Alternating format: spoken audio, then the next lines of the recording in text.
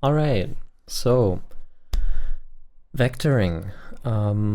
You hopefully know what vectoring is. So we do this in long jumps where instead of looking where we're going, we go diagonally. Because some games don't normalize their movement direction vectors and just multiply them in there. So on keyboard this is easily done by either like if you're going forward, that's like the slowest, and if you hold like W and D or W and A or something, you will go perfectly in a 45-degree angle and have like always that, you know, square root of 2 multiplier in there. And we also do this on controller.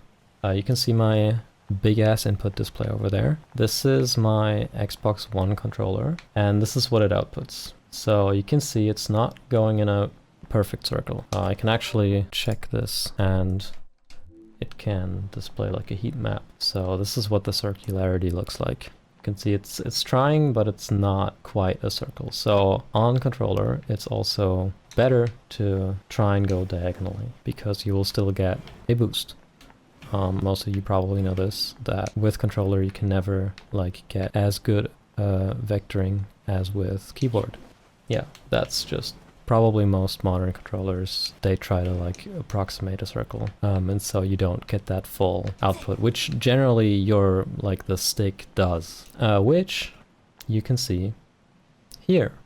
This is my DS4, specifically a modified DS4, where I have replaced one of the sticks with a Hall effect sensor. And since I've done that and I've not recalibrated it, it outputs the like unrestricted values, I should say. So it outputs like a pretty perfect square, which means, and I've done some tests, if I do like a simple long jump with keyboard and mouse,